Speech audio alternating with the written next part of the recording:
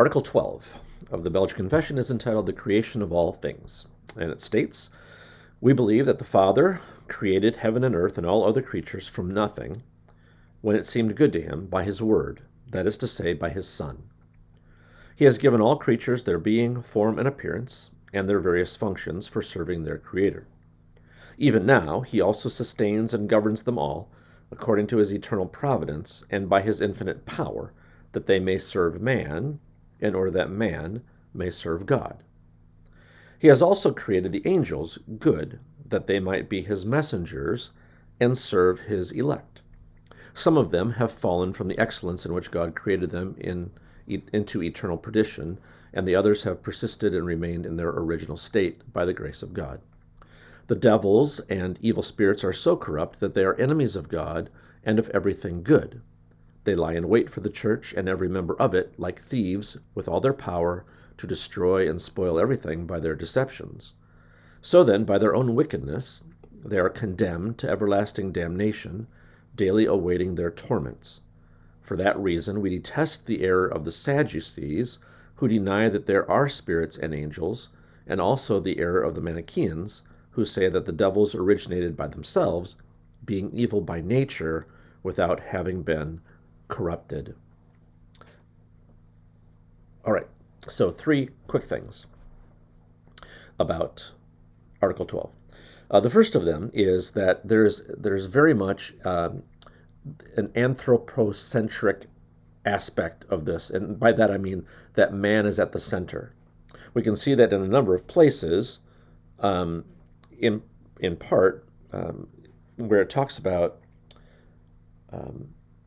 God sustaining his creation and his creatures in order that they might serve man, so that man might serve God. And then even the next paragraph where it talks about his creation of the angels, it states that he had created angels good, that they might be his messengers and serve his elect. Now, there are certainly aspects of their work that aren't related to mankind, but mankind being created in the image of God, at the center of God's creation and his plan for what creation is all about, bringing about our redemption and that creation of willing worshipers.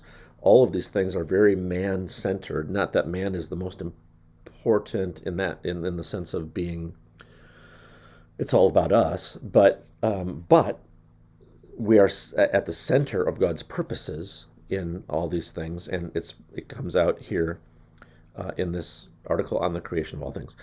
A second important thing here, noteworthy thing, is that for this article to be on the creation of all things, it spends a lot of its time on things that are invisible, particularly the angels, and in that discussion, particularly a discussion about the fallen angels, and that's very interesting. Also, that leads to the point here that the fallenness of the angels, there's a similarity to the fall of man, and there's a dissimilarity.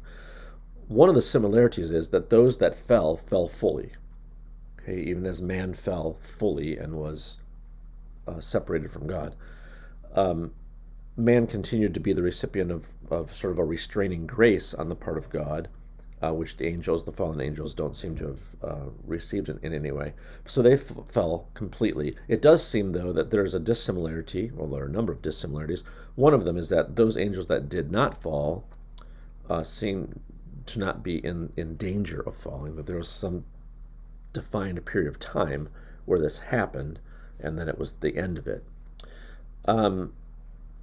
It also is interesting and important for us to know that the fall of the angels happened individually. In other words, the fall of man happened through our covenant head being Adam, and then all those who descended from Adam shared in that because his nature was fallen and bound in sin, and so all of his children were fallen and bound in sin as well.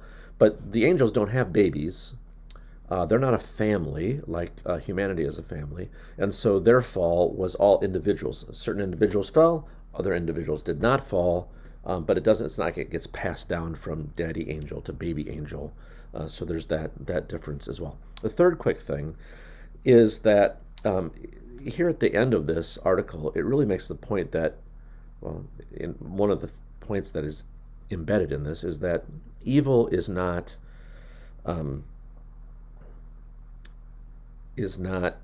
self-existent. Okay. Their thing, it says, for that reason we detest the error of the Sadducees, who deny that there are spirits and angels, and also the error of the Manichaeans, who say that the devils originated by themselves, being evil by nature, without having been corrupted. There's two things there. One is that they originated by themselves. Okay, well, that's not true. So they're not self-existent. Okay, they owe their existence to God, even in an ongoing way. But also that they were corrupted, which tells us this, that evil is not eternal. Evil is a distortion of good. Evil can't exist on its own. And so that tells us that evil is not eternal in the past, and evil will not be eternal in the future when God brings about the consummation of all things. All right, so and there's lots more in this article as well, but those are three quick things from Article 12 of the Belgic Confession.